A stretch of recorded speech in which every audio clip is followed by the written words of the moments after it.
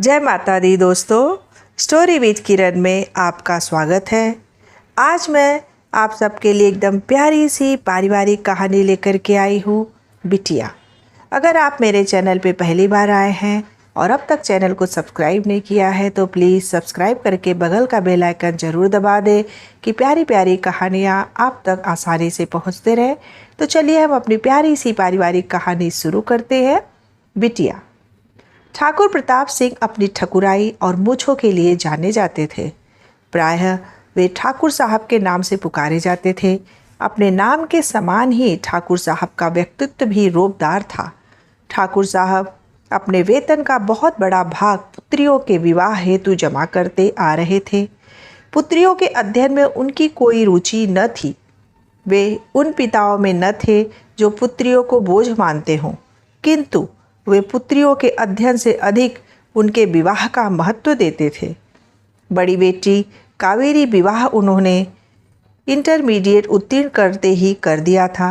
मझली बेटी कृष्णा का विवाह तो उन्होंने इंटरमीडिएट परीक्षा के प्रारंभ रहते ही कर दिया था। ठाकुर साहब का जीवन सिद्धांतों से बद्ध था। एक आदर्श क्षत्रिय की भांति उन्होंने कावेरी के विवाह में मात्र इस बात का ध्यान रखा कि ठाकुर उनसे ऊंचा हो। ठाकुर साहब की छोटी पुत्री श्वेता उत्तर प्रदेश बोर्ड द्वारा मान्यता प्राप्त एक सामान्य हिंदी माध्यम विद्यालय की होनहार छात्र थी। इंटरमीडिएट की परीक्षा में श्वेता ने 92% अंक अर्जित किए थे।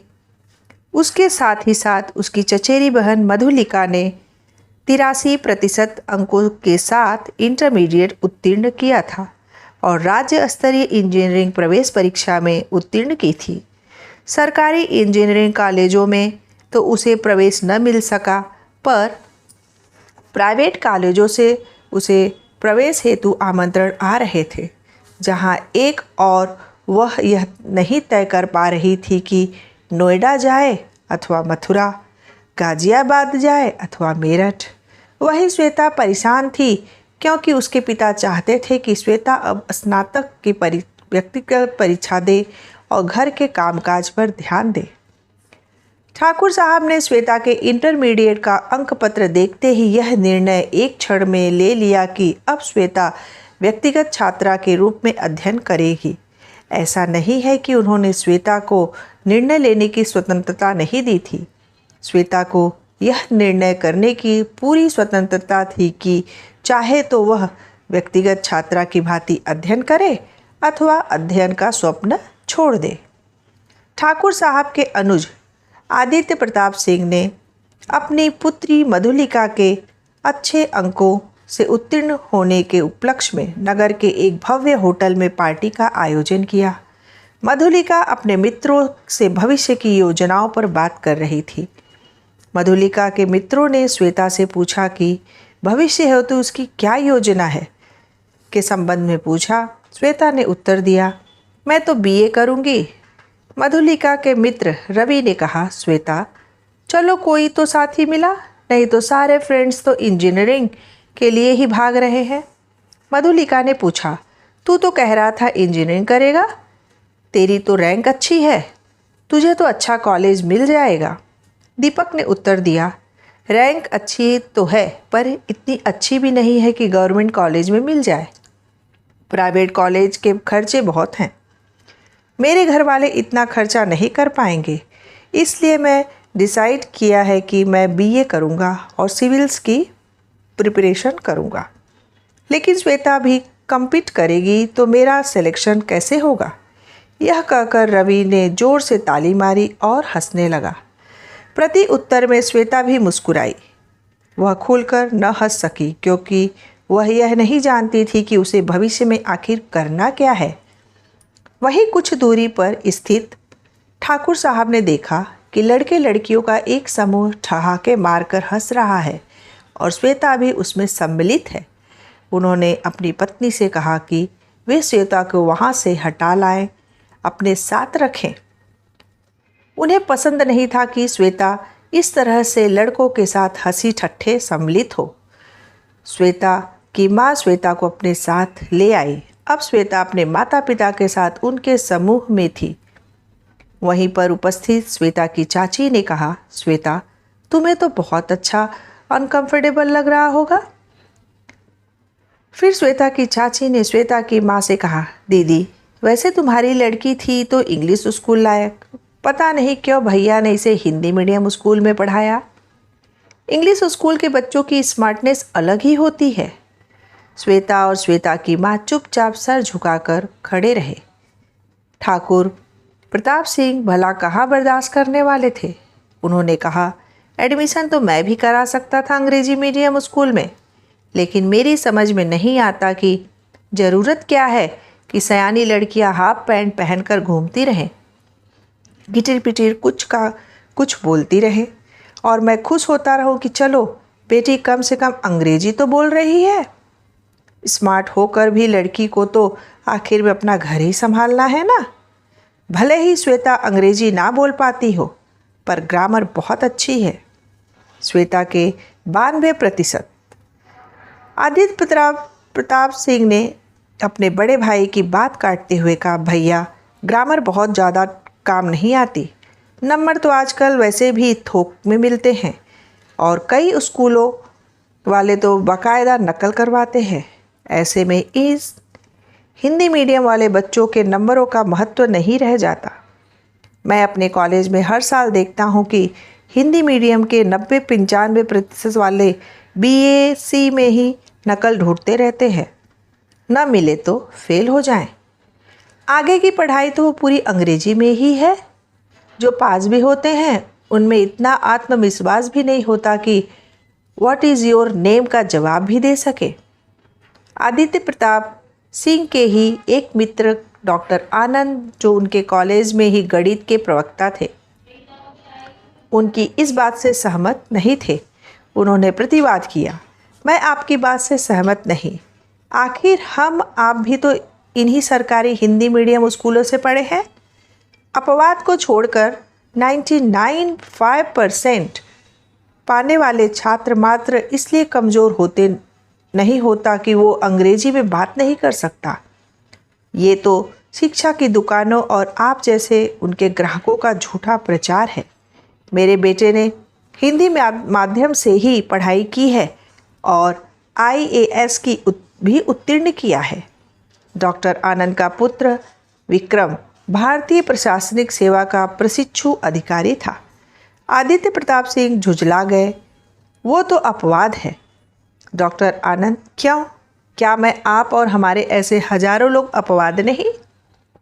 हमने भी तो यूपी बोर्ड में हिंदी मीडियम स्कूलों से पढ़ाई की, फिर नेट भी उत्तीर्ण किया। श्वेता बेटी, तुम्हारे कितने मार्क्स हैं फिजिक्स, केमिस्ट्री और मैथ्स में? श्वेता ने अपने पिता की ओर देखा और झिझकते हुए कहा, अंकल, मैथ्स में 100, फिजिक्स में 99 और केमिस्ट्री में 97। डॉक्टर आनंद बोले, वेरी गुड। आप देखना ये बच्ची BSc में कितना अच्छा करेगी। डॉक्टर आनंद की बातों से अभी सब झेप रहे ठाकुर साहब को बड़ा बल मिला। उन्होंने अपना निश्चय दोहराया, इसे BSc नहीं करवाऊंगा, जल्दी से जल्दी लड़का ढूंढकर शादी कर देनी ही बस, और इसलिए इसे प्राइवेट BA करवाऊंगा। शादी के बाद जो इसके ससुराल वाले चाहे करवाएं या न करवाएं। आज के समय में ऐसी सोच और श्वेता ऐसी होनहार छात्रा के साथ पिता का यह व्यवहार देखकर डॉक्टर आनंद हतप्रभ थे। उन्होंने ठाकुर साहब से अकेले में कुछ देर बातचीत की और ठाकुर साहब अपनी शर्तों पर ही सही आखिर तैयार हो गए कि श्वेता BA हेतु कॉलेज में एडमिशन लेगी। ठाकुर साहब इतने भाग्यशाली थे कि किसी पैतृक संपत्ति के अधिकारी होते, अतः अत्यंत कम आयु में ही रेलवे की सेवा में आ गए और उन्होंने अपने छोटे भाई आदित्य को पढ़ाया लिखाया। ठाकुर साहब अनुशासन एवं कायदों के इतने पक्के थे कि आदित्य को उनके साथ गुजारा करने में समस्या होने लगी। ठाकुर प्रताप सिंह जहाँ मितव्ययी थे, वहीं आदित्य प्रताप सिंह उड़ाऊ प्रकृति के थे। दिखावे के लिए आदित्य प्रताप सिंह अपने बड़े भाई का सम्मान तो बहुत करते थे, पर वास्तव में अपने भाई को नीचा दिखाने का कोई अवसर न चूकते थे। ठाकुर साहब यह सत्य समझते थे पर मौन रहा करते थे। नीचा दिखाने की यह प्रवृत्ति आदित्य प्रताप की पत्नी में और भी अधिक थी। ठाकुर साहब और उनकी पुत्री आज इसी प्रवृत्ति का शिकार बने थे।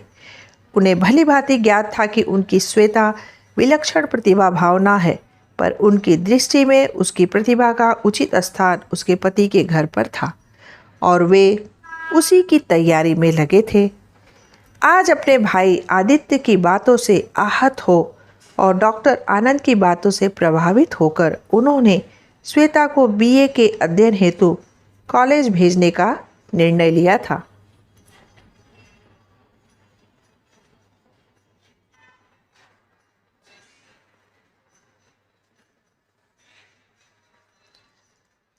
पिता के इस अप्रत्याशित निर्णय पर श्वेता अत्यंत प्रसन्न थी। उसकी दृष्टि में इसका पूर्ण श्रेय डॉक्टर आनंद को था, लेकिन ठाकुर साहब की दीर्घकालिक योजना अभी भी बदली नहीं थी। वे इस प्रयास में थे कि कब कोई योग्य वर मिले और श्वेता के हाथ पीले करें, लेकिन समस्या थी सुयोग्य वर की। ठाकुर साहब पढ़ा लिखा नौकरी पेशा लड़का ढूंढ रहे थे। अब समय बदल चुका था, ये बात ठाकुर साहब भी समझते थे।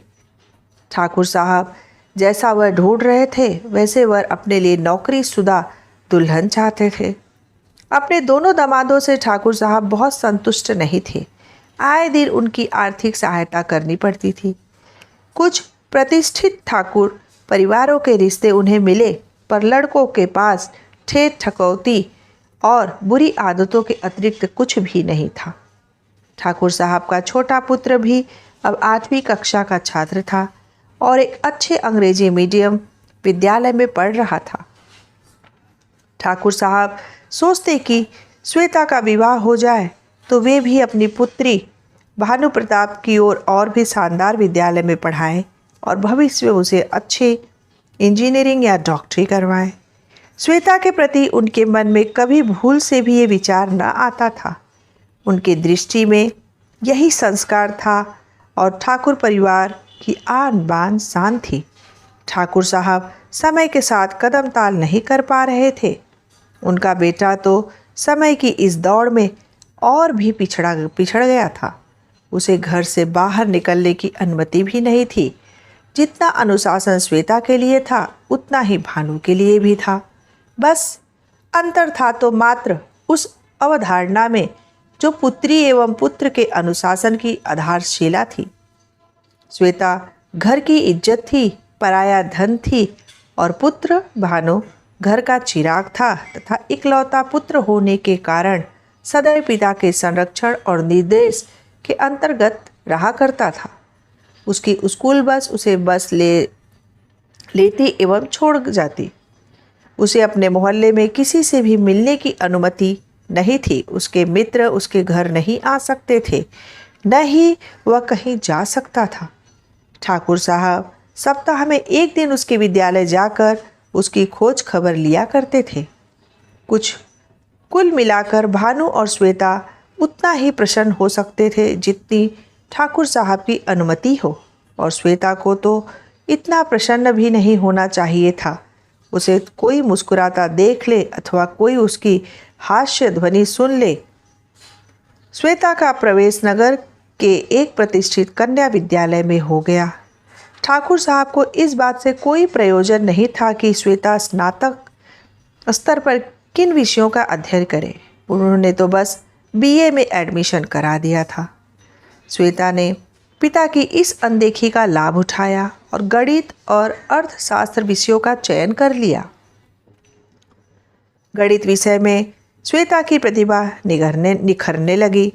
श्वेता ने बीए की छात्रा होकर भी जब स्नातक प्रथम वर्ष में गणित विषय में 100% अंक प्राप्त किए तो समाचार पत्रों में श्वेता का नाम प्रकाशित किया गया। डॉक्टर आनंद अत्यधिक प्रसन्न हो थे। उनका मानना था कि श्वेता का कैरियर बहुत ही सुनहरा होगा। मधुलिका की पार्टी में श्वेता से मिल चुके रवि ने भी जब श्वेता के बारे में समाचार पत्र में पढ़ा तो उसने मधुलिका से श्वेता का मोबाइल नंबर मांगा ताकि वह उसे बधाई दे सके। उसे अत्यधिक आश्चर्य हुआ जब उसे पता चला कि श्वेता के घर पर मात्र उसके पिता ही मोबाइल फ़ोन का प्रयोग करते हैं। जब उसने श्वेता के घर का पता मांगा तो उसे ज्ञात हुआ कि श्वेता के घर पर लड़कों के आने जाने की सख्त मनाही है। यहाँ तक कि उसके भाई के मित्रों को भी। उसने कॉलेज खुलने के उपरांत श्वेता के कॉलेज में श्वेता से मिलकर उसे बधाई देने का निश्चय किया। रवि श्वेता को पहचानता था। नया सत्र आरंभ होने पर रवि ठीक कॉलेज खुलने के समय पर उसके मुख्य द्वार के समीप जाकर खड़ा हो गया। श्वेता सर झुकाए चली आ रही थी। रवि ने श्वेता को पुकारा। श्वेता रवि को पहचान न सकी। रवि ने उसे स्मरण कराया कि वह मधुलिका की पार्टी में उससे मिली थी। तब दोनों के मध्य औपचारिक वार्तालाप हुआ। रवि ने श्वेता से भविष्य की योजनाओं के संबंध में पूछा। श्वेता ने उत्तर दिया, पता नहीं, पापा तो कह रहे हैं कि मेरी शादी कर देंगे। तुम बताओ, तुमने क्या प्लान किया है फ्यूचर के लिए? रवि ने उत्तर दिया, बीए में एडमिशन तो ये सोच कर लिया था कि सिविल्स की तैयारी करूँगा। 1 साल खुद से पढ़ाई की, लेकिन लगता नहीं है कि इतनी फोकस स्टडी में मन लगेगा। तो अब सोच रहा हूँ कि बैंक पीओ की प्रिपरेशन करूँ। इसकी स्टडी में मज़ा आ रहा है। तुम क्यों किसी कंपटीशन की तैयारी नहीं करती? श्वेता, मन तो बहुत करता है, पर मुझे तो पता भी नहीं कि कौन कौन से कंपटीशन में अपीयर हो सकती हूँ। रवि, श्वेता, मैं तो गांव के बैकग्राउंड का हूँ। मेरे घर वालों के पास न तो इतना पैसा है कि वे लोग बहुत दिन मुझे पढ़ा सकें, न ही वे कुछ जानते हैं। वो तो अच्छा हुआ कि कोचिंग में मधुलिका का साथ पढ़ती थी तो अच्छा सर्किल मिल गया। पर तुम्हारे पापा तो गवर्नमेंट जॉब में हैं, पढ़े लिखे हैं, तुम्हारी पढ़ाई का खर्चा उठा सकते हैं, बातों को समझते हैं। Bank PO, bank clerk, SSC, railway, कितने सारे एग्ज़ाम हैं जो तुम तो यूं ही क्लियर कर लोगी। बस तुम्हें थोड़ी सी तैयारी करनी होगी। तुम तो मैथ्स में इतनी अच्छी हो कि इस सब्जेक्ट से सिविल्स भी पास कर सकती हो। श्वेता ने रवि की बात सुनकर कहा, मेरा बहुत मन है कि मैं सिविल्स में अपीयर हूँ। तुमने इतने सारे एग्ज़ाम बता दिए और मुझे तो सिविल्स के अलावा कुछ मालूम ही नहीं था। पर पता नहीं क्या क्या पढ़ना पड़ेगा। सुना है बहुत टफ होता है। रवि बोला, वो मेरे ऐसे गधे के लिए होता है, तुम्हारे ऐसे किताबी कीड़ों के लिए कोई मुश्किल नहीं। मेरे पास कुछ स्टडी मटेरियल है, अगर तुम चाहो तो कल ही मैं तुम्हें वो दे सकता हूँ। अगले दिन रवि ने श्वेता को अध्ययन सामग्री दी। श्वेता घर आ गई। अगले दिन संभवतः पहली बार ठाकुर साहब ने श्वेता के उसके कॉलेज एवं अध्ययन के संबंध में पूछा। ठाकुर साहब ने श्वेता से उसकी पुस्तकें यह देखने के लिए मांगी कि उनके ज़माने में और अब के पाठ्यक्रम में कितना अंतर आ गया है। उस दिन रात को सबके सोने के बाद ठाकुर साहब ने श्वेता की समस्त नोटबुक और किताबों की जांच की। इस जांच में उन्हें नोट्स पर पुस्तकें मिली, पर रवि लिखा था। इसका तात्पर्य यह था कि ठाकुर साहब को मिली यह सूचना पुख्ता थी कि श्वेता कॉलेज के गेट पर किसी लड़के से मिलती है और बातचीत करती है। अगले दिन ठाकुर साहब ने श्वेता का पीछा किया, लेकिन कॉलेज के द्वार पर कोई भी नहीं था जिससे श्वेता के बात की हो। अगले 2 दिन भी ठाकुर साहब श्वेता का पीछा करते रहे, लेकिन श्वेता उन्हें किसी से भी बातें करती नहीं दिखी। तीसरे दिन अपनी सहेली के फ़ोन से श्वेता ने रवि को फ़ोन किया और उससे विश्व भूगोल के संबंधित अध्ययन सामग्री मांगी। रवि अगले ही दिन एक पत्रिका का विश्व भूगोल विशेषांक लेकर आया। कॉलेज के गेट पर रवि ने श्वेता को पुस्तक दी और औपचारिक बातचीत किया और तदुपरांत श्वेता चली गई। रवि भी वापस जाने लगा। तब तक रवि को किसी ने टोका, बेटा तुम्हारा नाम क्या है? रवि ने उत्तर दिया, रवि। माफ़ कीजिएगा अंकल, मैंने आपको पहचाना नहीं। हमारा नाम प्रताप सिंह है, हम तुम्हारी प्रेमिका के बाप होते हैं। यह ठाकुर साहब थे। रवि समझ गया कि श्वेता के पिता हैं, पर उनके बेहूदेपन पर वह झल्ला गया। ये क्या फिजूल की बातें कर रहे हैं आप? ठाकुर साहब रवि को पहचान गए थे। यह वही लड़का था जो उनके अनुसार मधुलिका की पार्टी वाले दिन से ही श्वेता के पीछे लगा था। इसके बाद ठाकुर साहब ने रवि को पीटना प्रारंभ कर दिया। पुलिस का भी हस्तक्षेप हुआ। चूँकि लड़कियों के कॉलेज के पास लड़कों का खड़ा होना गुनाह था और फिर रवि के तो बाल भी लंबे थे, अतः पुलिस ने यह मान लिया कि वह छेड़खानी कर रहा था। लड़की की बदनामी के डर से पुलिस ने शिकायत लिखे बिना ही रवि को 8-10 लाठी मारकर 1 घंटे मुर्गा बनाकर तथा माफ़ीनामा लिखवाकर छोड़ दिया। रवि को बहुत चोट आई थी। उससे भी अधिक वह अपमानित बहुत हुआ था। वह रोता एवं लंगड़ाता हुआ वहाँ से चला गया। ठाकुर साहब को दरोगा ने रोक लिया। दरोगा ने कहा, ठाकुर साहब, वैसे ये लड़का लफंगा नहीं था, इतना तो हम लोग लड़कों को देखकर समझ जाते हैं। बस आपकी बात हो कि रिपोर्ट मानकर हमने कार्रवाई कर दी और माफ़ीनामा लिखा लिया।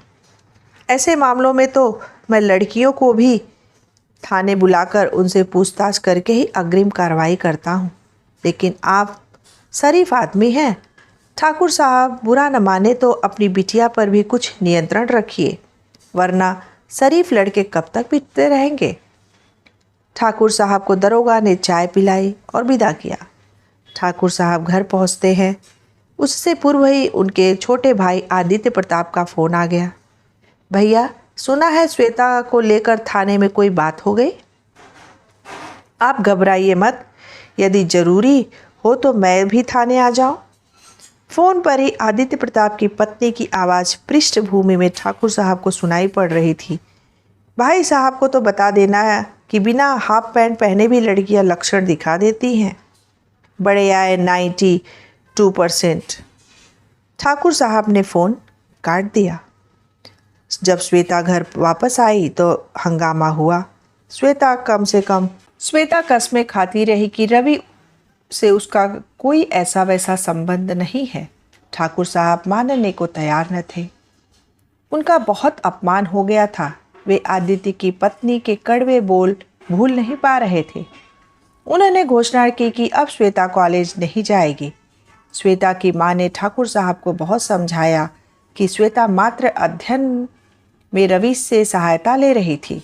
1 माह समझाने बुझाने के बाद ठाकुर साहब ने भी अंत में अपने भाई की पत्नी के ताने के स्थान पर अपनी पुत्री का विश्वास किया और कहा, ठीक है, वो कॉलेज जा सकती है, लेकिन मैं जल्द से जल्द उसकी शादी कर दूंगा और मुझे लड़की से कोई नौकरी नहीं करानी है, न ही ऐसे घर में उसकी शादी करनी है जो औरत की कमाई पर चले। इसलिए उससे कहो कि ज़्यादा कंपटीशन के फेर में न पड़े। उसकी शादी में खानदानी लोगों में करूँगा। जब तक शादी तय नहीं होती तब तक वह कॉलेज जा सकती है। श्वेता को उसकी माँ ने बताया कि उसके पिता उसे कॉलेज भेजने को तैयार हैं, बस शर्त यह है कि वह सिर्फ घर से कॉलेज जाएगी और कॉलेज से घर आएगी, किसी से बात नहीं करेगी। श्वेता का मन भी अब अपने पिता के लिए इकट्ठा हो चुका था, पर उसके पास कोई और चारा न था। वह भी अब चाहती थी कि किसी से भी कहीं भी उसका विवाह हो, तब वह इस जेल से बाहर निकले। उसके जीवन में बहुत कुछ बदल चुका था। यदि कुछ नहीं बदला था तो वह था उसके मन में व्याप्त पिता का भय। श्वेता ने कॉलेज जाना प्रारंभ कर दिया। ठाकुर साहब ने चोरी छिपे श्वेता का पीछा करना प्रारंभ रखा। ठाकुर साहब को इस बात का अनुमान न था कि श्वेता उनके द्वारा उनका पीछा करने के तथ्य से परिचित है। एक दिन ठाकुर साहब श्वेता से कुछ दूरी पर उसका पीछा करते हुए चल रहे थे। श्वेता ने एक मोटरसाइकिल में लगे शीशे से उन्हें देख लिया और माँ के कहे अनुसार तेजी से सर झुकाकर चलने लगी। उसकी चाल भी बढ़ गई ताकि वह अपने पिता और अपने मध्य की दूरी बढ़ा सके। उसे भय था कि यदि उसके पिता उसके समीप आ गए तो पता नहीं सड़क पर क्या हंगामा खड़ा हो जाए। तभी श्वेता मार्ग में बैठे एक सांड को न देख सकी और उससे टकरा गए। सांड ने भी खतरा जानकर श्वेता पर आक्रमण कर दिया और श्वेता को बहुत चोट आई। ठाकुर साहब वहीं थे जब श्वेता को चोट लगी। उन्हें अपनी पुत्री पर बहुत क्रोध था, इसलिए नहीं कि वह मार्ग में बैठे सांड को न देख सकी, अपितु इसलिए कि उसे उठाने वाले 2 अनजान पुरुष थे। श्वेता का इलाज लगभग 1 माह चला। ठाकुर साहब ने तय कर लिया कि ऐसी लड़की जो मार्ग में बैठा सांड तक नहीं देख सकती और जिसे राह चलता कोई भी ऐरा गहरा सहायता के नाम पर हाथ लगा सकता है, वास्तव में इस योग्य नहीं कि उसे घर से निकालने भी दिया जाए। किंतु यह बात घर में कहना उन्होंने उचित नहीं समझा, अन्यथा फिर से श्वेता की माँ उन्हें समझाने लगती श्वेता को कॉलेज जाना चाहिए। श्वेता जिन दिनों स्वास्थ्य लाभ प्राप्त करती रही, उन्हीं दिनों उन्होंने श्वेता का विवाह एक ऊंचे खानदान में तय कर दिया। श्वेता का विवाह पूरे राजसी शान शौकत से हुआ। बारात में हवाई फायरों की झड़ी लगी थी। लड़के वाले रईस थे और दूल्हा बिगड़ा हुआ रईस ज्यादा। विवाह के समय दूल्हा नशे में धुत कहीं लुढ़का पड़ा था। उसे लाकर मंडप में बिठाया गया। ठाकुर साहब को यह नहीं पता था कि दूल्हा शराब भी पीता है। ठाकुर साहब को यह पता था कि श्वेता के वर को कमर में पिस्तौल खोसकर बुलेट मोटरसाइकिल की सवारी करना पसंद था। ठाकुर साहब को यह तथ्य भी ज्ञात नहीं था कि श्वेता का वर पुलिस का हिस्ट्री सीटर है। श्वेता के विवाह के 1 सप्ताह उपरांत ठाकुर साहब गंगा नहाने गए और लौटकर आए तो सूचना मिली कि श्वेता का पति पुलिस मुठभेड़ में मारा गया। अभी कुछ दिनों पूर्व ही उन्होंने विवाह के जोड़े में श्वेता को विदा किया था। सामाजिक परंपरा के अनुसार वे श्वेता के लिए वैधव्य में पहने जाने वाले पोशाक लेकर गए थे। श्वेता ने श्वेत वस्त्र धारण किए। ससुराल वालों ने अभी अपनी संतान की बुरी परवरिश और संगति को दोष देने के स्थान पर वे उनकी मृत्यु का ठिकरा नववधू श्वेता के सिर फोड़ दिया। जब ठाकुर साहब वापस आने लगे तो ससुराल वालों ने उनसे कहा कि वे ऐसी मनहूस बहू घर में नहीं रख सकते जो आगमन के 1 सप्ताह की अवधि में ही पति को खा गई। श्वेता पुनः अपनी जेल में आ गई। अब उसकी दृष्टि में उसका जीवन निरर्थक था। 1 सप्ताह पूर्व नववधू बनी श्वेता अब एक अल्पवय विधवा थी। अभी उसकी आयु उसकी सखियां पढ़ रही थी, जबकि वह वैधव्य के कड़े सामाजिक नियमों से बंधी थी। बंधन अंतहीन थे। ठाकुर साहब बहुत मजबूत कलेजे के मनुष्य थे। इस घटना से उन्हें आघात लगा था, पर वे टूटे नहीं थे। बचपन से ही वे दुख के थपेड़े सह सकते आ रहे थे। पैतृक भूमि से जुड़े विवादों के कारण उनके पिता की हत्या तभी हो गई थी जब वे मात्र 7 वर्ष के थे। उनके परिवार को गांव का सब कुछ छोड़कर भागना पड़ा था। अपनी स्मृति उन्होंने अपनी माँ को विधवा के रूप में ही देखा था। वे अपने मामा के घर पले बढ़े। मामा आर्थिक रूप से सामान्य थे, पर संस्कारों एवं सिद्धांतों हेतु प्रतिबद्ध थे। ठाकुर साहब ने अपनी माँ को विधवा के तौर पर अत्यंत कठिन अनुशासन में देखा था। ठाकुर साहब ने अपने मामा से ही सीखा था कि ठाकुरों के घरों में औरतों और लड़कियों को किस प्रकार रहना चाहिए। ठीक उसी तरह रीति से उन्होंने अपने भाई की पत्नी से भी अपेक्षा की और अवसर प्राप्त होते ही भाई ने अपनी गृहस्थी अलग कर ली, क्योंकि ठाकुर साहब सदैव यह सिद्ध करने का प्रयास करते थे कि उनके कथित संस्कार सही हैं और उनका भाई यह सिद्ध करने का कि उनका तरीका गलत है। इसलिए ठाकुर साहब अपनी पुत्री, पत्नी और पुत्र को अत्यंत कठोर अनुशासन में रखते थे, ताकि वे यह सिद्ध कर सकें कि वही परिवार प्रगति करता है एवं समाज में प्रतिष्ठा प्राप्त करता है जिस परिवार में मुखिया शासन में रहता है और शेष सदस्य अनुशासन में। रेल विभाग के एक बड़े अधिकारी के किसी नज़दीकी रिश्तेदार को बिना टिकट यात्रा करते हुए पकड़ने पर जुर्माना करने के कारण ठाकुर साहब को अपने एक वरिष्ठ अधिकारी का कोपभाजन बनना पड़ा। एक सुपरफास्ट ट्रेन के वातानुकूलित कोच में ठाकुर साहब की ड्यूटी के समय नारकोटिक्स विभाग का छापा पड़ा। छापे के दौरान उनकी बर्थ के नीचे से गांजा बरामद हुआ। ठाकुर साहब को जेल जाना पड़ा। 2 माह बाद उनकी जमानत हो सकी। वे सेवा से निलंबित कर दिए गए। यह आरोप लगा कि उनके संरक्षण में गांजे की तस्करी कई वर्ष से चल रही थी, जिसकी लिखित शिकायत होने पर जांच चल रही थी। जिस विभाग में ठाकुर साहब की ईमानदारी की कस्में खाई जाती थी, वहीं अब उन्हें कोई पूछता तक न था। निलंबन के उपरांत अब ठाकुर साहब घर पर ही रहते थे। दिन रात श्वेता उनकी निगाहों के सामने ही रहा करती। ठाकुर साहब यह सोचने को विवश हो गए थे कि क्या अब तक वे गलती कर रहे थे? क्या उन्होंने कावेरी, कृष्णा और श्वेता के साथ अन्याय किया? कावेरी और कृष्णा तो फिर भी अपने पतियों के साथ जैसे तैसे अपना जीवन व्यतीत कर रही थी, पर श्वेता, उसका जीवन ही नष्ट हो गया। ठाकुर साहब अपने आप को संतुष्ट करते रहते। वे सोचते कि श्वेता के विवाह में अति शीघ्रता न दिखाई होती तो संभवतः यह दिन न देखना पड़ता। श्वेता तो जिम्मेदार पुत्री थी। वह ऐसा कुछ नहीं कर रही थी जिससे उनकी प्रतिष्ठा को आघात पहुंचता। उस लड़के रवि ने भी मात्र पुस्तकें ही तो दी थी। उस रात वे श्वेता की पुस्तकों में कुछ आपत्तिजनक ढूंढ रहे थे। उन्हें कुछ भी तो नहीं मिला था। विचारों की इस श्रृंखला ठाकुर साहब को स्वयं की दृष्टि में दोषी ठहराती थी, पर तभी उनका उन्हें टोकता। तुमने तो कोई भूल नहीं की। तुमने जो कुछ भी किया वह तुम्हारा कर्तव्य था। अब सबका अपना अपना भाग्य। श्वेता कोई पहली लड़की नहीं जो विधवा हुई हो। तुम बिल्कुल सही हो। स्वयं को दोषी मत मानो। अपना कर्म करो, फल की चिंता मत करो। ठाकुर साहब की आत्मा की आवाज़ उनके अहंकार के सम्मुख नत हो जाया करती थी। इसी प्रकार समय बीत रहा था।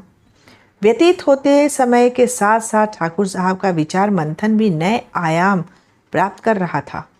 धीरे धीरे अहंकार का अंधकार सत्य के प्रकाश के आगे फीका पड़ रहा था। एक दिन ठाकुर साहब को बोध हुआ कि श्वेता का वैधव्य कोई ऐसा अपराध नहीं है जिसकी सज़ा उसे दी जाए। उन्होंने अपनी पत्नी से कहा, श्वेता को कहो कि वह अपने उन कपड़ों को पहन सकती है जो शादी के पहले पहनती थी। अगर ज़रूरत हो तो उसके लिए वैसे और भी कपड़े ला देना। श्वेता ने अपने आप को पूरी तरह अपने भाई के अध्ययन में खपा दिया था। अपनी प्रतिभा को उसने अपने भाई के मस्तिष्क में विलीन कर लिया था। श्वेता के भाई भानु ने 10वीं की परीक्षा में मेरिट में स्थान प्राप्त किया था। समाचार पत्रों ने उसका साक्षात्कार छापा हुआ। भानु ने अपनी सफलता का श्रेय अपनी दीदी श्वेता को दिया।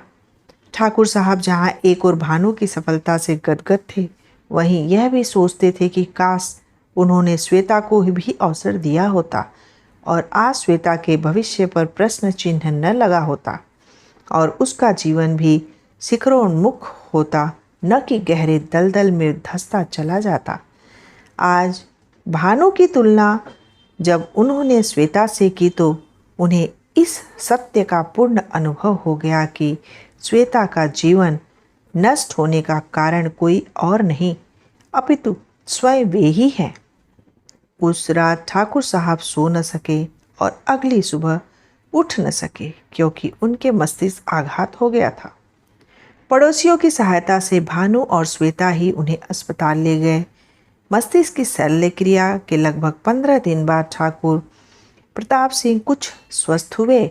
सेवा से निलंबन के पूर्व मात्र वेतन पर गुजारा करने वाले ठाकुर साहब अपनी 3 बेटियों के विवाह के उपरांत भानु की उच्च शिक्षा हेतु धन जोड़ रहे थे।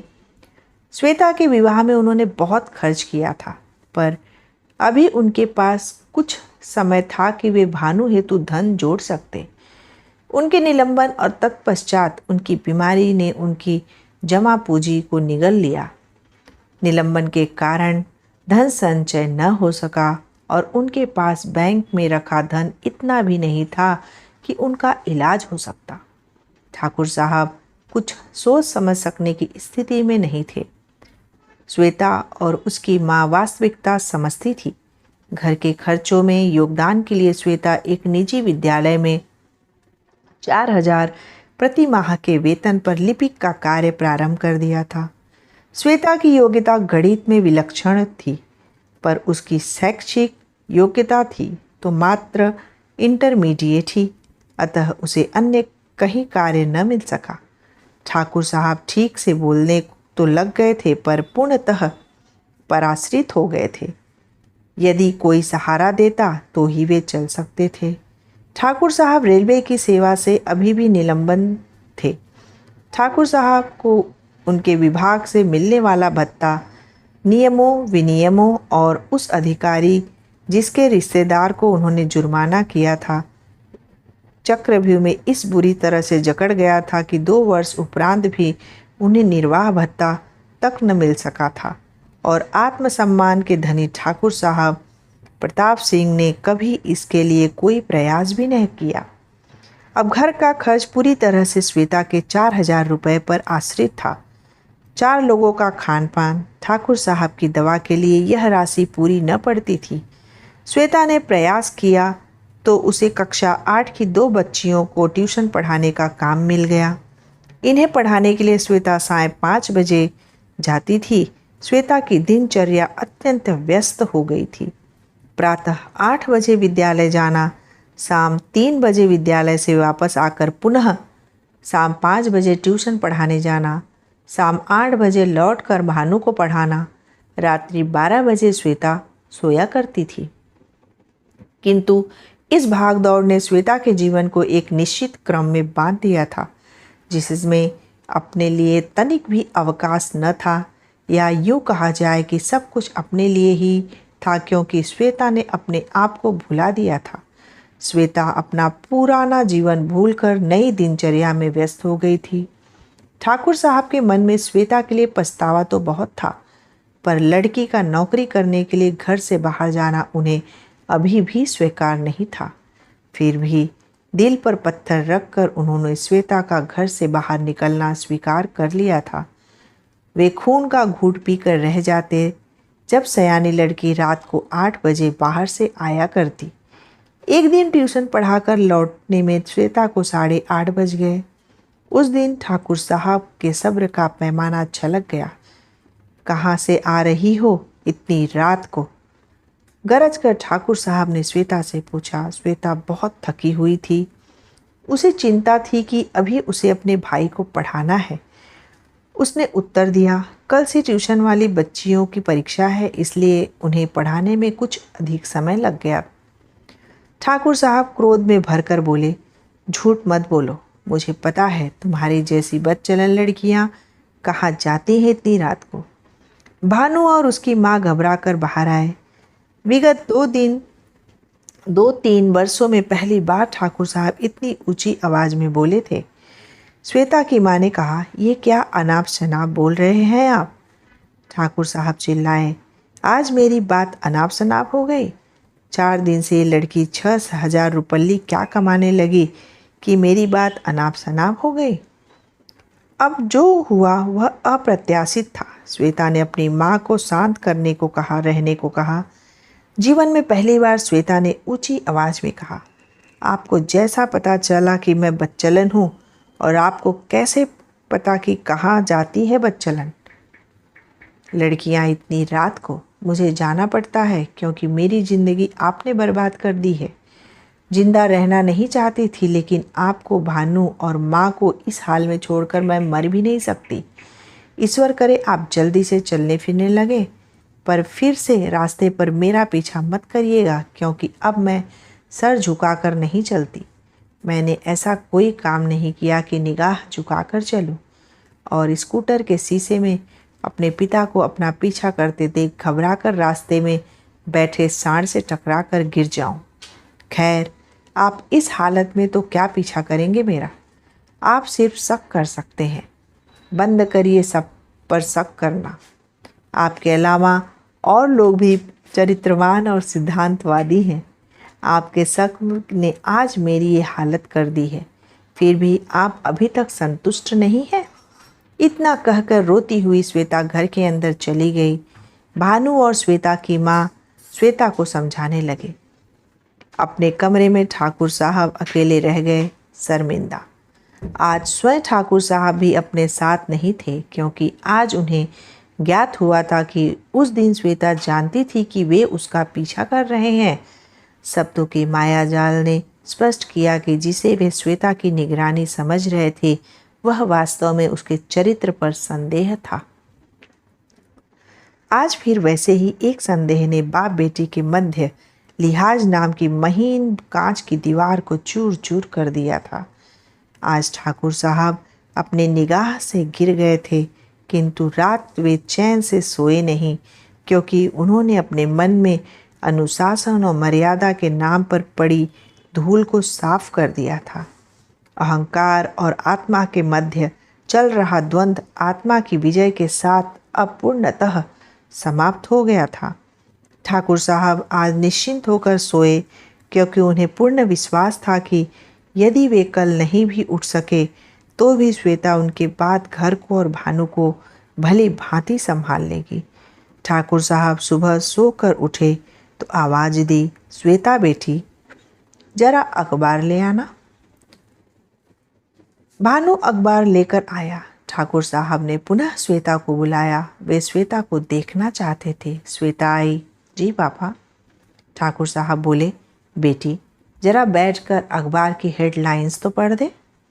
श्वेता बैठ गई और अखबार के प्रमुख समाचार पत्र पढ़ने लगी, लेकिन ठाकुर साहब का मन समाचार सुनने में नहीं लग रहा था। वे तो बस श्वेता से कुछ बातें करना चाह रहे थे, लेकिन साहस नहीं जुटा पा रहे थे। श्वेता अभी भी समाचार पढ़ रही थी। अचानक ठाकुर साहब ने बोला, बेटी अब मुझे चश्मे से भी ठीक से दिखाई नहीं देता।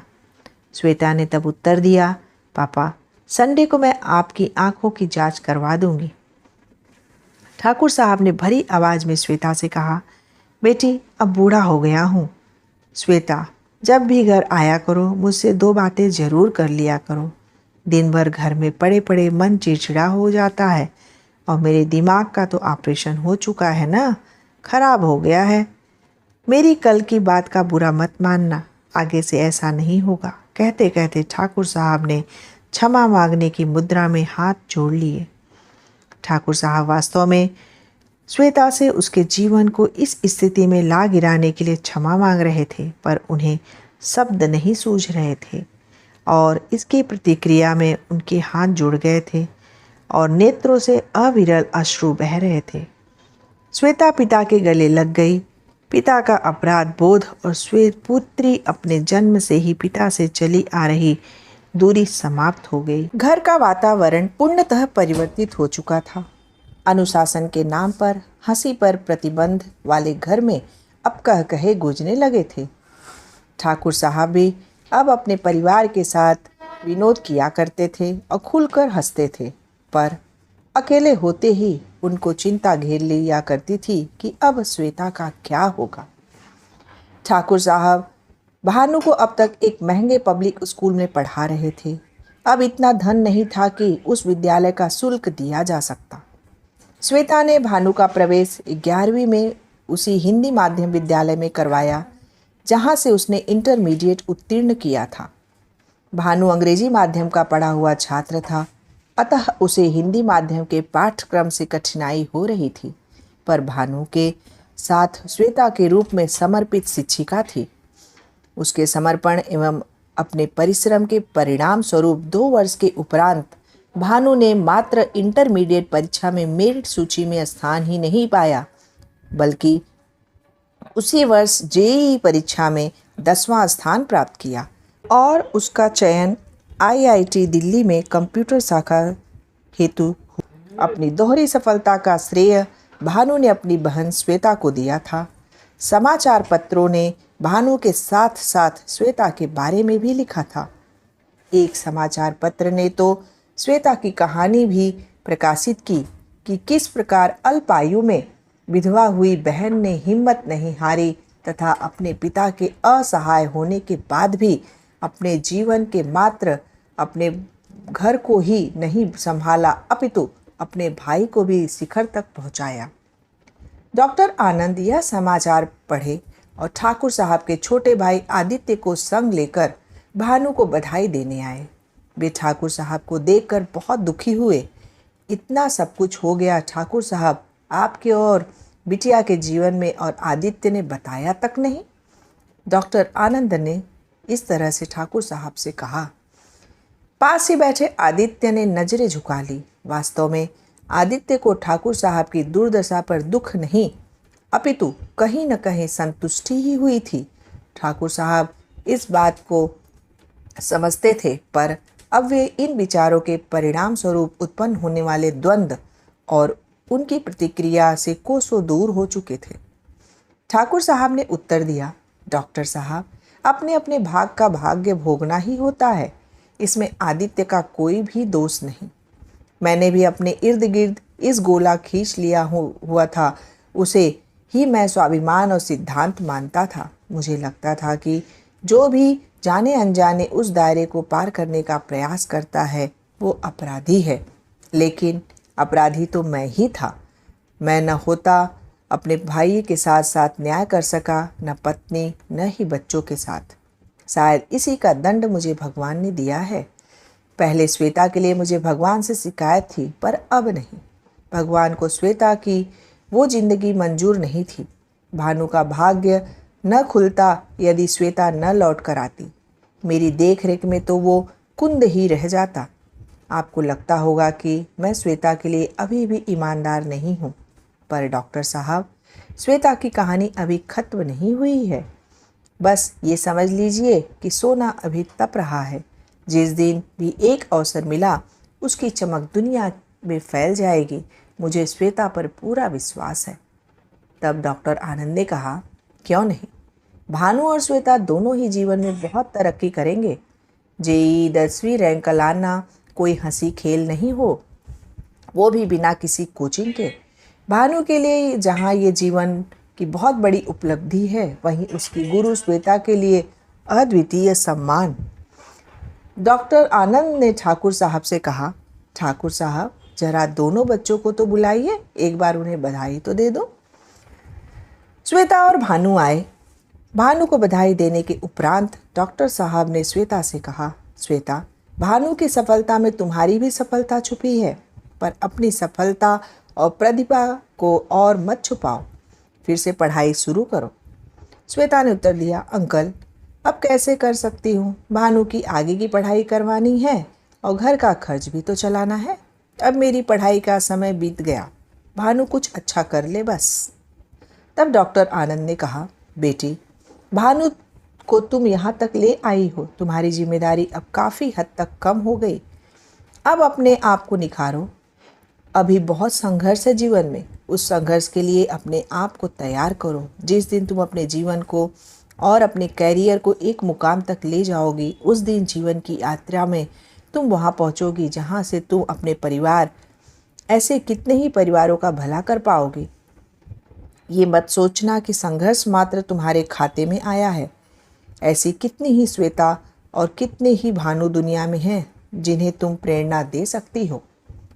वरना हम में से अधिकतर लोग तो ये मान बैठे हैं कि धन का होना ही सफलता की गारंटी है। कुछ रुककर डॉक्टर साहब ने कहा, तुम इग्नू से बीए कर सकती हो, अपनी नौकरी भी करती रहो और पढ़ाई भी। एजुकेशन के बाद तुम एक अच्छा कैरियर पा सकती हो। श्वेता को पुनः मार्ग दिखा कर डॉक्टर साहब लौट गए। कहने को तो आईआईटी का शिक्षण शुल्क अधिक नहीं था, किंतु खर्च इतने थे कि उनके समक्ष श्वेता की आय नगण्य थी। उसकी आय कुल 7,000 रुपये प्रति माह की थी। श्वेता के पास आय बढ़ाने का कोई जरिया न था। श्वेता ने एक शोरूम में सेल्स गर्ल के पद पर कार्य करना शुरू किया। शोरूम में प्रातः 9 बजे से रात को 9 बजे तक कार्य करना होता था, पर वेतन 10,000 रुपये। उसके परिवार के से यहाँ स्थान 5 किलोमीटर दूर था। श्वेता रात्रि में घर लौटती तो थक चुकी होती थी।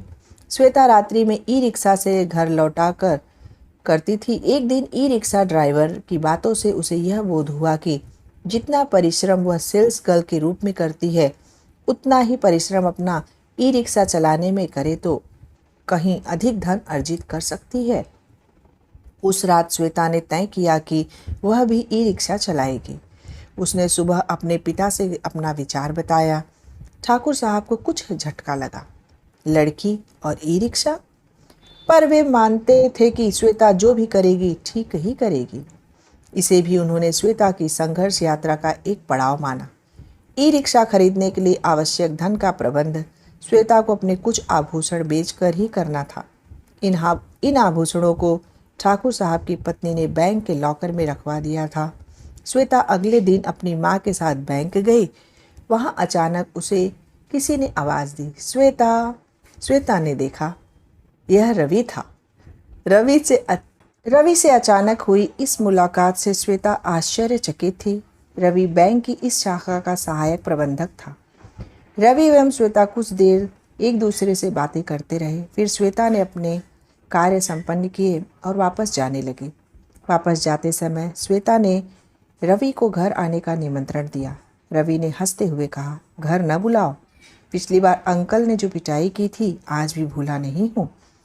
श्वेता ने कहा, नहीं डरो मत, अब ऐसा कुछ नहीं होगा, वे बहुत बदल गए हैं।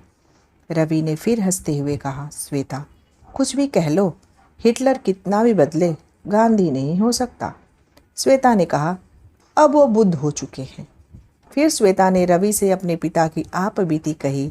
रवि को ठाकुर साहब की स्थिति पर बहुत दुख हुआ। जब ठाकुर साहब ने रवि को पुलिस से पिटवाया था तब तो रवि को बहुत बुरा लगा था। वह उस समय ठाकुर साहब से लड़ नहीं सकता था। उन्हें बहुधा देकर उनके भय से रवि ने शहर ही छोड़ दिया था। रवि का स्वभाव दुर्घटनाओं को भूलकर जीवन में आगे चलने का था। रवि अपने जीवन का मार्ग तय करता रहा। रवि से घर आने का वादा लेकर श्वेता बैंक से वापस लौट आई। श्वेता अपनी दिनचर्या में व्यस्त हो गई। सुबह 8 बजे वह ई रिक्शा लेकर निकलती, दिन भर पसीना बहाती। उसने अपने पिता की मात्र एक बात मानी थी कि वह यह कि अंधेरा होने से पूर्व वह घर वापस आ जाया करेगी। ठाकुर साहब अब एक डंडे के सहारे से थोड़ा बहुत चल फिर लेते थे। श्वेता प्रतिदिन 600-700 रुपये कमा लिया करती थी। शीघ्र ही श्वेता नगर की एकमात्र महिला ई रिक्शा ड्राइवर के रूप में प्रसिद्ध हो गई। श्वेता प्रातः 8:30 बजे रेलवे स्टेशन पहुंच जाती थी। 8:30 बजे दिल्ली से आने वाली ट्रेन से इतने यात्री उतरते थे कि ऑटो रिक्शा और टैक्सी कम पड़ जाया करती थी। यहाँ किराया अच्छा खासा मिल जाता था। श्वेता अपने मुख को ढक कर रखती थी, जो उसके व्यवसाय में सुरक्षा के दृष्टिकोण से महत्वपूर्ण था। एक दिन मधुलिका ने रेलवे स्टेशन से उसका रिक्शा लिया। श्वेता को मधुलिका को पहचान गई, पर मधुलिका उसे न पहचान सकी। श्वेता ने अपने मुख का पर्दा हटाया तो मधुलिका हैरान रह गई। वह नोएडा की एक कंपनी में कार्यरत थी। दिल्ली और नोएडा में तो लड़कियों का ऑटो रिक्शा ई रिक्शा चलाना बड़ी बात नहीं थी, पर इस शहर में बहुत बड़ी बात थी। मधुलिका ने कहा, श्वेता मुझे लगता है कि इस शहर में तुम अकेली लेडी ड्राइवर हो। कितना बदल गया है शहर। पर शहर बदला नहीं था। मधुलिका के माता पिता को उसी दिन पता चला कि श्वेता ई रिक्शा चलाती है। उन्होंने श्वेता को ई रिक्शा का किराया देकर अपना दरवाज़ा बंद कर लिया। मधुलिका ने अपनी माँ से कहा, तुमने श्वेता को अंदर क्यों नहीं बुलाया? मधुलिका की माँ ने कहा, कितनी शर्मनाक बात है। क्या बताएंगे हम सबके कि शहर की मशहूर लेडी ई रिक्शा ड्राइवर हमारी रिश्तेदार है। मधुलिका की माँ ने अपने पति से कहा, सुनिए, आप जरा भाई साहब को समझाइए, हमारी नाक न कटवाए। आखिर बच्चों के शादी ब्याह पर रिश्तेदारों के स्टेटस का फ़र्क पड़ता है। मधुलिका ने कहा, मम्मी, श्वेता मेहनत करके कमा रही है। ज़िंदगी में इतना बड़ा हादसा झेलने के बाद भी अपनी हिम्मत से वो अपने पैरों पर खड़ी हो गई। मुझे तो श्वेता में इस देश की लड़कियों का रोल मॉडल दिखाई पड़ता है। तुम हमेशा श्वेता से जलती रही, उसको नीचा दिखाती रही। जानती हो, अगर ये दिल्ली में होती तो मुझसे ज़्यादा कमा रही होती। तुमने अपने माथे पर फालतू का स्टेटस सिंबल चिपका रखा है। I am proud of Shweta. Madhulika Shweta के प्रति अपने माता पिता के व्यवहार से बहुत दुखी थी। अपने अपमान से क्षुब्ध तो श्वेता भी बहुत थी, पर मुझे मन से अपने काम में लगी रही। उस दिन बैंक से लौटते समय रवि श्वेता के घर मिलने गया। श्वेता तो घर पर नहीं थी, पर ठाकुर साहब घर पर थे। उन्होंने रवि को नहीं पहचाना। श्वेता की माँ रवि से बैंक में मिल चुकी थी। वे रवि को पहचानती थी, पर उसका परिचय ठाकुर साहब को देने में संकोच कर रही थी। रवि ने स्वयं अपना परिचय दिया और ठाकुर साहब को पिटाई वाली घटना याद दिलाई। ठाकुर साहब द्वारा उस घटना हेतु दुख प्रकट करने एवं क्षमा मांगने के बाद अभी उन दोनों में वार्तालाप चल ही रहा था कि आदित्य प्रताप सिंह अपनी पत्नी के साथ बड़े भाई को देखने आए। इधर उधर की बातों के बाद उन्होंने काम की बात की, अर्थात श्वेता ई रिक्शा चलाना छोड़कर कोई इज्जतदार कार्य करे। ठाकुर साहब ने उत्तर दिया, बहू, जो फैसला मैं उसके लिए लिया उसका हश्र तो तुम देख ही रही हो, और जो फैसला उसने लिया उसका भला बुरा सोचने समझने की काबिलियत उसको भगवान ने दी है। वो मेहनत और ईमानदारी से काम कर रही है, मुझे उस पर गर्व है। ठाकुर साहब के वात्सल्य की शुष्क धारा पर अवतरित गर्व अन्यत्र कहीं स्थान न पाकर उनके नेत्रों में ही छल छला उठा था। आदित्य प्रताप सिंह की पत्नी ने कहा, भाई साहब, बेअदबी के लिए माफ़ करिएगा, पर इसी छोटी सोच ने आपके बच्चों को आगे नहीं बढ़ने दिया। आज नारी सशक्तिकरण का युग है। औरतें कहाँ से कहाँ पहुँच गई। भारत की नारियों की ही बात करिए ना। Indira Gandhi, PT Usha, Sushmita Sen, Kalpana Chawla, flight lieutenant Gunjan Saxena, Arundhati Bhattacharya स्त्रियां हैं जिनकी गिनती नहीं की जा सकती। और तो और कितनी ही बेटियां आज सेना और पुलिस में अफसर हैं, कितनी ही बैंक में मैनेजर हैं। और श्वेता को आपने एक ऐसा काम करने के लिए छोड़ दिया है जो भी न करना चाहिए। रवि चुपचाप सुन रहा था। आंटी बिल्कुल ठीक कह रही हैं। श्वेता एक ऐसा काम कर रही है जो कोई भी नहीं करना चाहता, श्वेता भी नहीं। पर क्या करेगी? कोई ई रिक्शा ड्राइवर या दिहाड़ी मजदूर का कैरियर अपने इच्छा से नहीं चुनता। नारी सशक्तिकरण के बारे में बात करने से पहले हमें ये समझ लेना चाहिए कि हम नारी सशक्तिकरण से क्या समझते हैं। नारी सशक्तिकरण से अर्थ है कि नारी अपने निर्णयों की निर्माता खुद हो। आंटी, जो आपने लिस्ट बताई अभी अभी सशक्त महिलाओं की, वो ताकतवर महिलाएं हैं। अपने अपने क्षेत्र में अग्रणी से महिलाएं सिर्फ लड़कियों के लिए नहीं बल्कि पूरे देश के लिए उदाहरण है। पर आपकी लिस्ट तो अधूरी है। आदित्य प्रताप सिंह बोले। Mary com, Chanda Kochhar. रवि ने पुनः कहा, बस अंकल, आप इससे अधिक नाम नहीं बता पाएंगे क्योंकि सशक्तिकरण का अपना कंसेप्ट ही फॉल्स है। आप प्रसिद्ध महिलाओं के नाम लेकर उन्हें सशक्त बना रहे हैं। मैं तो इस लिस्ट में आपकी बेटी मधुलिका का नाम भी रखता और श्वेता का भी। ठाकुर साहब बोले, मुझे गर्व है कि मेरी बेटी श्वेता अपने और अपने परिवार की रोजी रोटी मेहनत से कमा रही है। वो अपना काम पूरी लगन और ईमानदारी से कर रही है। वो जो चाहेगी वो करेगी और किसी को भी रोकने टोकने का कोई हक नहीं। आदित्य प्रताप सिंह और उनकी पत्नी निरुत्तर हो गए। थोड़ी देर बाद वे चले गए। किसी ने उन्हें रोकने का प्रयास नहीं किया। ठाकुर साहब ने रवि से कहा, जब श्वेता ने बताया कि वह ई रिक्शा चलाएगी तो पहले मुझे लड़की होकर श्वेता ई रिक्शा कर चलाएगी, कितना बुरा लगेगा, लोग क्या कहेंगे। फिर मुझे लगा कि अगर इतने जीवट से उसने मेरी नौकरी छूटने और बीमारी के बाद घर को संभालना होता, हम सब भीख मांग रहे होते और आईआईटी में पढ़ने के बजाय ये ई रिक्शा आज भानु चला रहा होता। श्वेता ने हम लोगों को भीख मांगने से बचाया और भानु को आईआईटी तक पहुंचाया। और मैंने क्या किया? अपनी अकड़ में श्वेता की पढ़ाई छुड़वाकर पहले शादी के जोड़े में विदा कर दिया और फिर विधवा के जोड़े में विदा कर ले आया। श्वेता की जिंदगी में श्वेता के बाप का बस इतना ही योगदान है। ठाकुर साहब भावुक हो गए। रवि को श्वेता के जीवन के इस स्याह पक्ष का तो पता ही न था। श्वेता का विवाह, श्वेता का वैधव्य और श्वेता का ई रिक्शा ड्राइवर बनना, ये तीनों ही उसके लिए आश्चर्यजनक घटनाएं थीं। उस दिन श्वेता ने मात्र अपने पिता के बारे में बताया था, किंतु श्वेता का जीवन तभी श्वेता आ गई। रवि ने श्वेता की तरफ देखा। उसे ऐसा लगा मानो खाकी पोशाक में लक्ष्मी आ रही थी, जिसने श्वेता का रूप धारण किया था।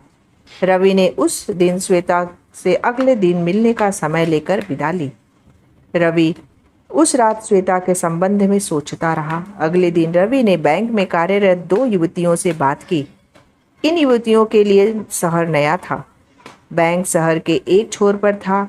ये युवतियां बैंक आने जाने में असुरक्षा अनुभव करती थी। रवि ने उन्हें बताया कि एक महिला ई रिक्शा ड्राइवर उन्हें बैंक से लाने और छोड़ने का कार्य कर सकती है। इसी प्रकार बैंक की एक अन्य महिला कर्मी को अपनी 2 पुत्रियों को उनके विद्यालय से आवागमन हेतु साधन की तलाश थी। महिला ड्राइवर का विचार उन्हें भी अच्छा लगा। उस दिन सायकाल जब रवि श्वेता से मिला तो उसने ये प्रस्ताव श्वेता के समक्ष प्रस्तुत किया। श्वेता ने इसे स्वीकार कर लिया। एक माह में ही श्वेता को स्त्रियों को पूरे माह उनके कार्यस्थल तक छोड़ने के कुछ अनुबंध और मिले और श्वेता को फुटकर सवारियां ढोने से मुक्ति मिली। श्वेता के पास बहुत समय बच जाता था। अब श्वेता उतनी थकती भी नहीं थी। एक दिन रवि ने श्वेता से कहा, अब वह बचे हुए समय का प्रयोग अपने अध्ययन में करे। श्वेता को अब अध्ययन में रुचि नहीं रह गई थी। श्वेता ने कहा, मैंने इग्नू से बीए का फॉर्म तो भर दिया है, पर क्या करूंगी पढ़कर। रवि ने हंसते हुए कहा, अगली बार मधुलिका को अपनी कार से लेने जाना। हो सकता है उसकी मम्मी अगली बार तुम्हें घर पर बुला ले। पिछली बार जब तुम मधुलिका को लेकर गई थी तब तो उसकी मम्मी ने तुम्हें बुलाया नहीं था। अब शायद कुछ बनकर जाओ तो हो सकता है तुम्हें तुम्हारी सम्मान करे। श्वेता को आश्चर्य हुआ। ये बातें तुम्हें कैसे मालूम हुई? रवि, मधुलिका ने बताई। उसकी शादी हो रही है मेरे एक सीनियर से, वो भी मूंछों वाले ठाकुर घराने का है। श्वेता ने आश्चर्य से कहा, मुझे पता भी नहीं। कैसा है उसका पति?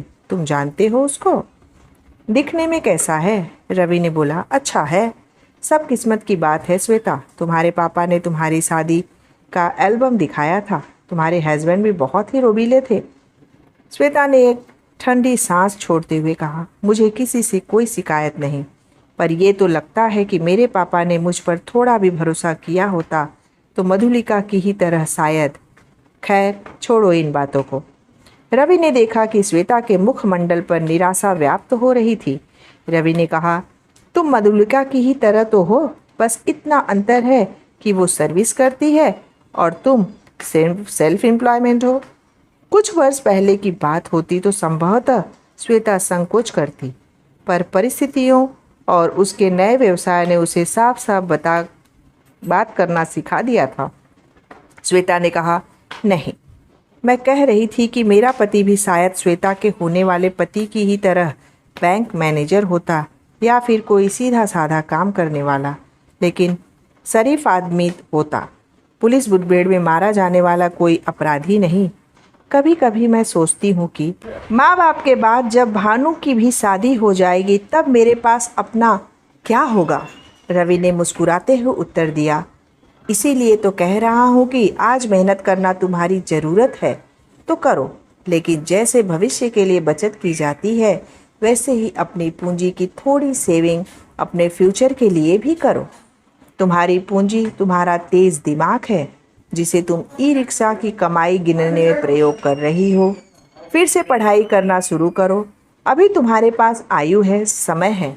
हो सकता है तुम करियर में इतनी आगे निकल जाओ कि मेरे जैसे बैंक मैनेजर तुम्हें एप्लीकेशन दे कि मैडम क्या आप मुझसे शादी करना पसंद करेंगी?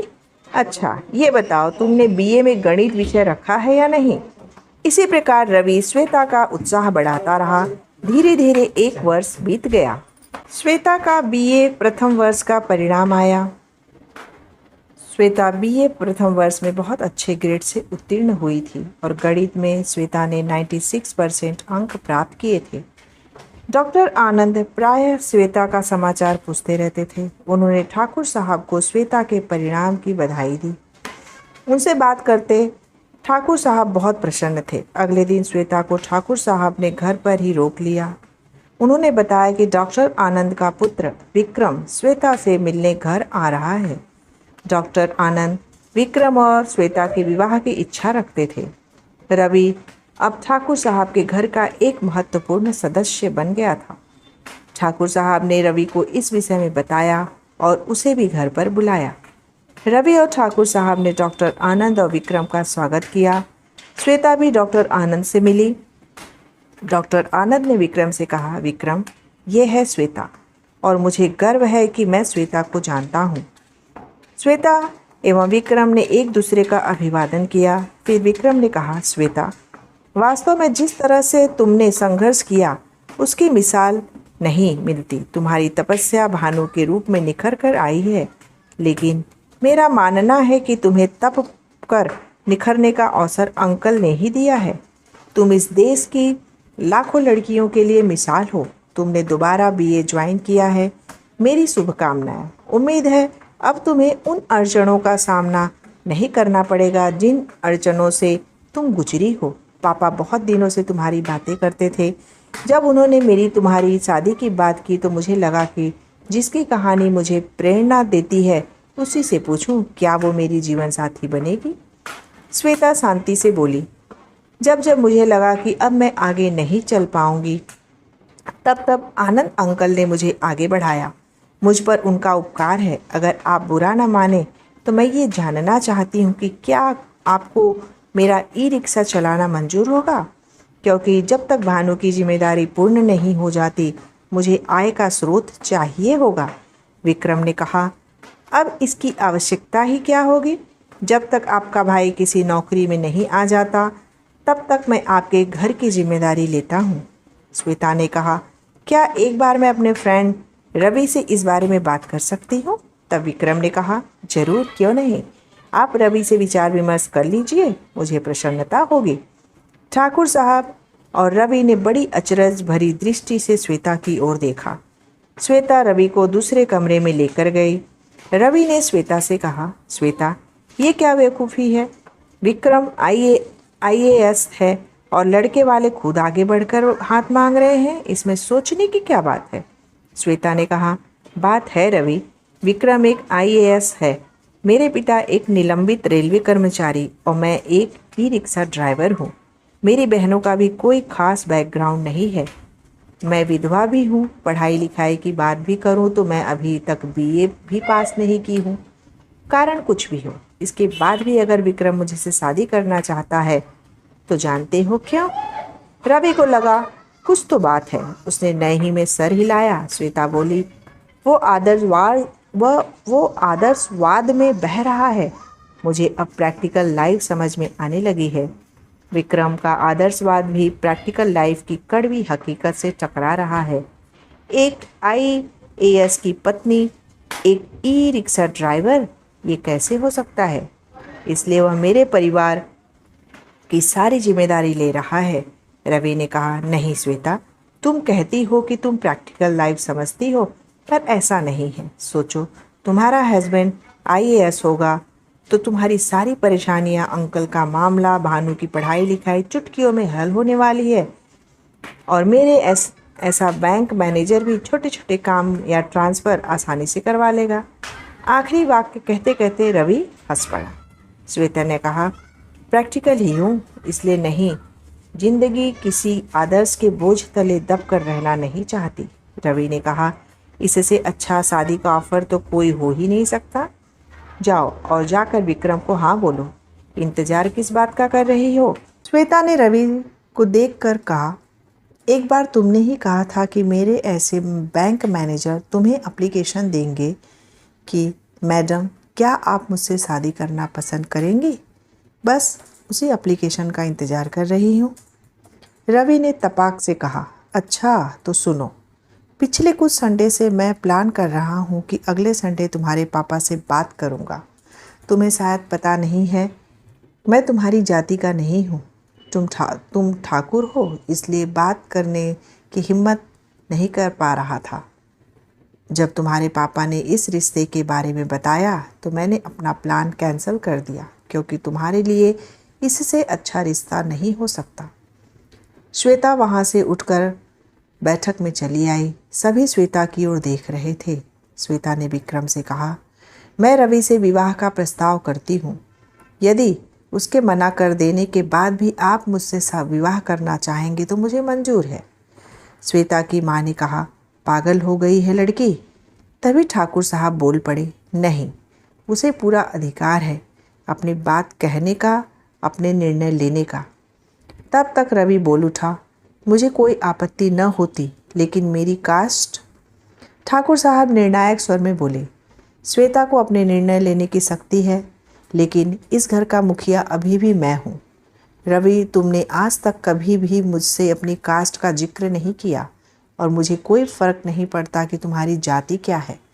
श्वेता, यदि तुम और रवि इस शादी से खुश हो तो इससे बढ़कर कुछ भी नहीं। मेरे लिए बच्चों की खुशी से बढ़कर कुछ भी नहीं। विक्रम श्वेता और ठाकुर साहब को बहुत ध्यान से देख रहा था। जब ठाकुर साहब अपनी बात पूरी कर चुके तब विक्रम ने श्वेता से कहा, श्वेता, मैं जितनी कल्पना करता था तुम उससे कहीं अधिक साहसी हो। इस देश में 4 करोड़ से अधिक विधवा महिलाएं हैं। तुम्हें जानकर आश्चर्य होगा कि इनमें कुछ विधवाओं की स्थिति अधिक खराब है जो निर्धन परिवार से संबंध रखती हैं। मेरी पोस्टिंग वृंदावन में है। वृंदावन और वाराणसी नगरों में देश की सर्वाधिक विधवाएं वास करती हैं। तुम्हें यह जानकर और भी आश्चर्य होगा कि तथाकथित उच्च जाति की विधवाओं की दशा निचली और पिछड़ी जाति की विधवाओं से कहीं अधिक दयनीय है। उन पर सामाजिक मान्यताओं का ऐसा बोझ है कि वे उससे उबर ही नहीं पाती। कुछ मंदिरों में तो वे भजन गाने का कार्य शिफ्ट भी में करती हैं और मंदिरों के बाहर भीख मांगने का कार्य तो शिफ्ट में करती ही है।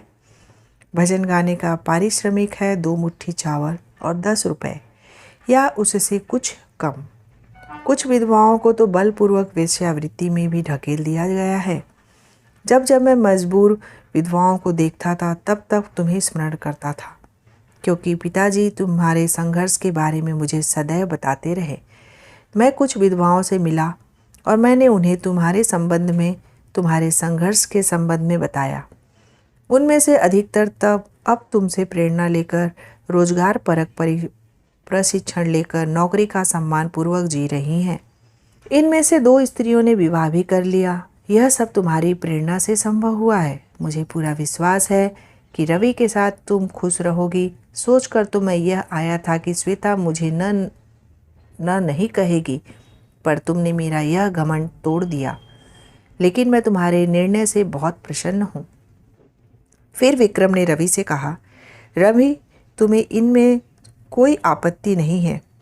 श्वेता तो सशक्त स्त्री है अपने जीवन के निर्णय के लेने के लिए, पर तुम भी स्वतंत्र हो। तुम्हारे मस्तिष्क में जाति का घटक कितना महत्वपूर्ण है ये तो तुम ही जानते हो। तुम अच्छे पद पर हो, तुम्हें तुम्हारी जाति में एक से बढ़कर एक विवाह प्रस्ताव मिलेंगे। रवि ने आगे बढ़कर श्वेता का हाथ थाम लिया और कहा, इससे अच्छा प्रस्ताव भला क्या हो सकता है। विक्रम ने पुनः श्वेता से कहा, श्वेता, तुम शायद यह सोच रही होगी कि मैं IAS होकर भी एक ई-रिक्शा ड्राइवर युवती से विवाह करने को कैसे तैयार हो गया। मेरे पिताजी 10वीं के बाद MSc तक अध्ययन न कर पाते यदि वे रिक्शा न चला रहे होते। झेप कर श्वेता ने नीचे सिर झुका लिया। डॉक्टर आनंद को, जो अब तक चुपचाप सब सुन रहे थे, वो बोल पड़े, मेरी माँ सौतेली थी। वह नहीं चाहती थी कि मैं पढ़ूं। मैं गांव से भाग आया, पर मुझ पर मात्र मेरी जिम्मेदारी थी। श्वेता ने तो पूरे परिवार की जिम्मेदारी उठाई। श्वेता बेटी, जब मुझे PhD के लिए स्कॉलरशिप मिलने लगी तब मैंने अपना रिक्शा किसी ज़रूरतमंद को दे दिया। अब समय आ गया है कि श्वेता कि तुम भी इस बारे में सोचो और अपना रिक्शा किसी ज़रूरतमंद को दे दो। विक्रम, तुमने अपने दोस्तों से क्या बात की थी, ज़रा बताओ तो। विक्रम ने अपनी जेब से एक कार्ड निकाला। श्वेता, मुझे भी लगता है कि यदि तुम किसी ऐसे कार्य से उतनी आय उत्पन्न कर सको जो तुम्हारे प्रतिभा के अनुकूल हो, तुम कुछ प्रतियोगी छात्रों को मार्गदर्शन दे सकती हो और अपने ई-रिक्शा को किसी ऐसे व्यक्ति को किराए पर दे सकती हो जिसे उस आमदनी की आवश्यकता हो। श्वेता ने कहा, लेकिन मैं तो ग्रेजुएट भी नहीं हूँ। विक्रम ने उत्तर दिया, ये कार्ड रख लो। तुम शायद नहीं जानते कि इस शहर में कई लोग तुम्हारी प्रतिभा के कायल हैं। तुम्हारी डिग्रियों से नहीं, तुम इनसे मिल लेना। ये मेरे मित्र हैं जो प्रतियोगी परीक्षाओं हेतु कोचिंग का संचालन करते हैं। ये बड़े ही प्रसन्न हुए जब मैंने इन्हें तुम्हारे बारे में बताया। इन्होंने स्वयं ही प्रस्ताव दिया कि तुम इनकी कोचिंग में पढ़ाओ। मेरा विचार था कि पहले मैं तुमसे बात कर लूं। श्वेता आज के प्रकरण से अत्यंत प्रसन्न थी। विक्रम एवं डॉक्टर आनंद विदा हुए। ठाकुर साहब ने रवि को गले लगा लिया। ठाकुर साहब की चिंता आज दूर हो गई थी। अब उन्हें श्वेता का भविष्य डरा नहीं रहा था। ठाकुर साहब ने रवि से कहा, बेटा तुम अपने परिवार के लोगों से बात करो, वे तैयार हो तो होंगे ना। रवि ने उत्तर दिया, मैं अपनी माँ से बात कर चुका हूँ। मेरी माँ वाले घर वाले सहमत हैं। उन्हें डर था कि कहीं आप लोग न मना कर दें। ठाकुर साहब, उनकी पत्नी और श्वेता बहुत प्रसन्न दिख रहे थे। तभी श्वेता ने कहा, रवि मुझे लगता है कि मैं अपनी बीए की डिग्री पूरी कर उसके आधार पर कोई भी जॉब करने लगूं, फिर शादी की बात सोचो। मुझे तुमसे और पापा से मात्र 2 वर्ष और चाहिए। रवि ने कहा, जैसा तुम चाहो। ठाकुर साहब चुपचाप थे। अभी तक लाठी के सहारे चल रहे थे। ठाकुर साहब ने अचानक अपनी लाठी छोड़ दी थी। वे अपने असक्त शरीर और सशक्त अनुभव करने लगे थे। उनकी शक्ति का स्रोत स्वयं शक्ति थी, जो सजल नेत्रों से अपने पिता को चलते हुए देख रही थी। दोस्तों, ये प्यारी सी एक बिटिया के संघर्ष की कहानी आपको कैसी लगी? अपना फीडबैक कमेंट बॉक्स में देना बिल्कुल ना भूलें। और कहानी पसंद आई हो तो फैमिली फ्रेंड में शेयर ज़रूर कर दें। फिर मैं एक नई प्यारी सी कहानी लेकर आप तक आऊँगी। तब तक के लिए जय माता दी।